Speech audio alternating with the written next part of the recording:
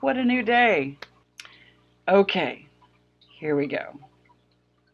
This is a little vulnerable for me.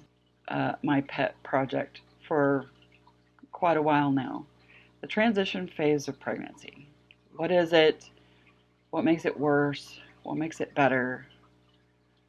What's unique about it? We'll get into that stuff.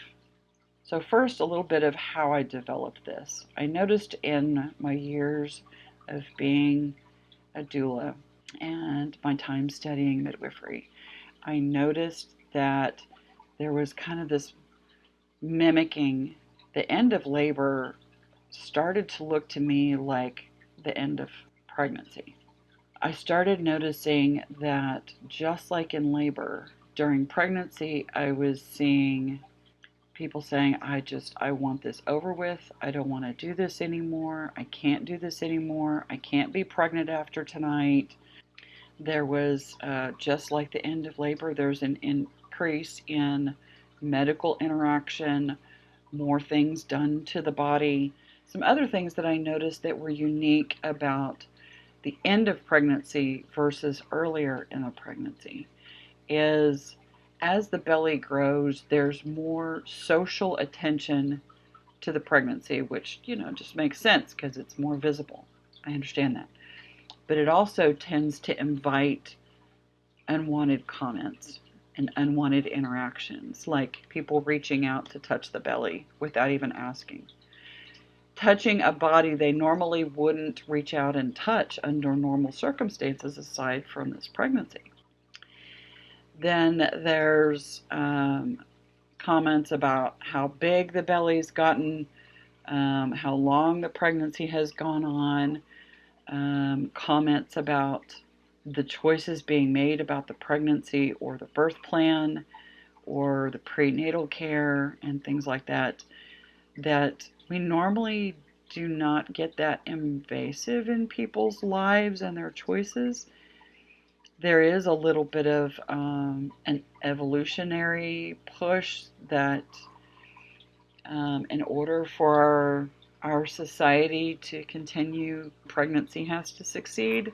So there's that. However, I have noticed that social media has made it worse. Since I started working in the perinatal field before the internet even sped up to usable speed, I've definitely gotten to see society interacting with pregnancy in different ways over the years. And I've noticed that social media specifically, not just the internet, has not only given everyone a voice and a bit of agency that we didn't have as individuals before. However, those voices way too often are not healthy and not helpful. So, for instance, before I went back to school to start studying, and my hope was to study this, the transition phase of pregnancy, I was doula supporting a single mom. Her main group of friends that were her support became her main source of humiliation and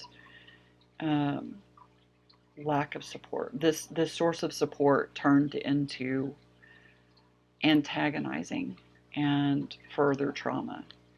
It just made her need for support even more. So I started to notice this and I wanted to dig into the subject. So I've already hinted at some of the things that makes it worse. Social media, society's expectations about what individuals should do. The body itself is not very helpful. So in order for the body to help the baby grow, okay, let's use this example. Plants grow because they are stressed. They are stressed by the UV lights of the sun. They're stressed by wind pushing on their stems, encouraging them to grow taller and stronger, and things like that. And the same thing happens with babies. So stress in general encourage fetal growth. So the pregnant body develops more receptors, you could call them sensors, to receive cortisol, which makes it easier and easier for a pregnant person to experience more stress. Not fun. At a time when your body is already going through so much change, it's now easier to feel stressed out or to experience stress. Society's expectations being impressed on the individual, including loved ones. That's frustrating. The places of support now become a place of stress. And it's really common. It's not anybody's fault. It's all motivated out of trying to ensure the best success of society. However, those attempts at support very often are not helpful. What does make it helpful, though? Limit your contact with birth scenes. Media representation of birth historically for a very long time has been very inaccurate. The totality of a birth does not complete within a 30-minute sitcom. Many, almost all labors do not start with, oh my God, it's a contraction. They don't start that way. Almost all labors start with, what was that? And that goes on for hours until it turns into, wow, this is uncomfortable. I wonder what this is. And hours later, that turns into, oh, wait a minute, I wonder if this is labor or those contractions. That's how it usually happens, but that's not displayed in social media or movies or TV. So now society has come to believe all sorts of inaccurate things about birth. So limiting, honestly, even on social media apps, there's going to be a lot of reels and discussions about negative experiences that was their experience. That wasn't yours. So leave it with them.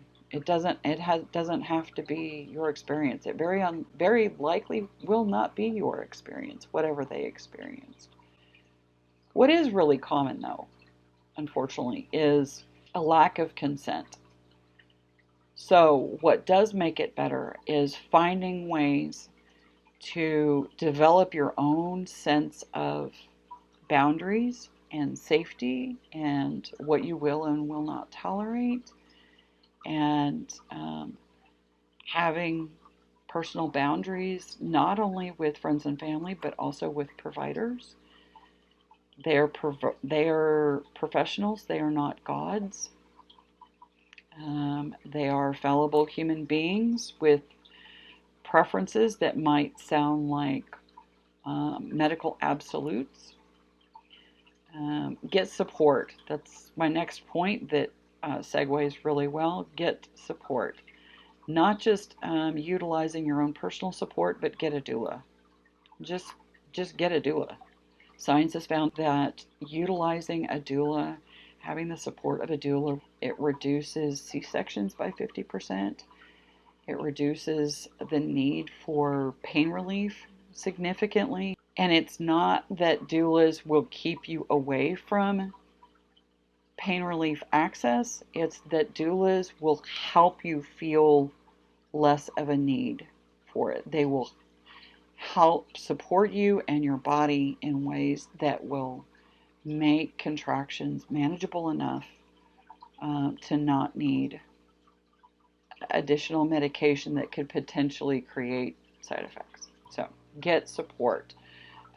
Get a group that are pregnant at the same time and be intentionally positive and supportive with each other. Prepare. How much research do we do for what phone we're going to buy next, what electronic device we're going to buy next, what house we buy, what car we buy? How much research do we put into those choices? We need to have the same amount of research for this life-altering experience. It's the most common medical event at least the United States, probably the world. But being common doesn't necessarily mean we need less education. We need more education about what's going to happen to our bodies and our babies. Some more things that you can do to help is plan daily rest. Daily plan some rest time, whether that's a nap during lunch at work, if that's an hour literally with your feet above your heart after work. If you don't work, getting a nap in the middle of the day, taking advantage of sleeping in on a regular basis without any guilt, because rest helps the body process and manage and regulate with the regular input of cortisol. The body needs rest. Something that happens with infants is growth spurts, and they're usually preceded by longer sleeping periods because the body does the best healing and growing during sleep and rest. Take advantage of that. Delegate responsibilities. Ask somebody to take your trash out for you. Ask somebody to go to the store for groceries for you. You don't have to do everything. Now, there are plenty of people that run marathons until the day before they give birth. Understandable. Those people still need rest. Might be highly exercised, but your body still needs rest. And those that exercise regularly know the importance of rest. Allow your feelings. All feelings are valid. All feelings are valid. What we do with them could potentially be damaging, but all feelings are valid. Disregarded feelings cause mental complications, and we don't want that during pregnancy and labor, right? Take advantage of role-playing responses for difficult situations. Practice with a friend or a partner and say, this is what I would like to say to so-and-so. What do you think? Not just bouncing off the idea to them, but actually practicing, okay, so-and-so, this is what I'm going to say to you. Because that can always help bolster confidence in taking care of yourself, and self-care is vital. Pregnancy is a great time to practice at the self-care that's vitally needed in postpartum and throughout parenthood, but especially during postpartum. So hopefully that helps. If you or your organization would like a longer presentation of this, I have a 1-hour talk that I can give with plenty of space for a question and answer about the transition phase of pregnancy.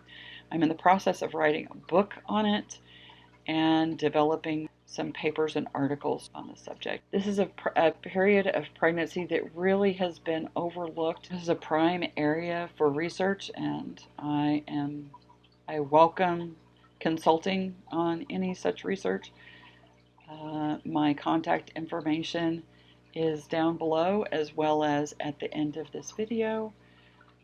Feel free to check out my website. There's plenty of contact information there, as well as my Cash App if you want to contribute to my work. I haven't said this in a long time, but by giving a thumbs up or thumbs down, you not only help me develop the style of my content, but it helps further this work.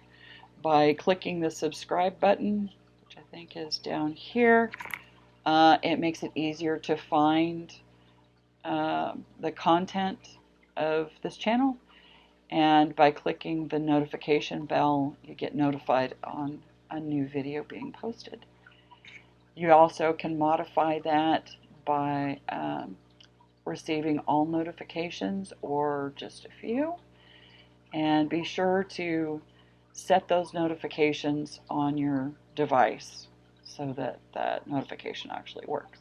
Thank you for watching. Thank you for being a voice on these subjects. And as always, be kind to all your fellow human beings, no matter their diversity. In order, the but what I some but some other things that I noticed to get waiting for the trash truck to pass. Are you going to make a lot of sound in front of my house? Let's find out. No, but my dogs will. I'm just going to wait till they're gone, just in case. Because I don't want to get on a good point and then I can't do anything. Okay, there you go. Where did I leave off now? But this is a period of pregnancy that is just so vitally needing and is prime for opportunity for research. I would love, this is an area prime for some research and what house we buy. Wow, that sounded interesting. Trash truck is back.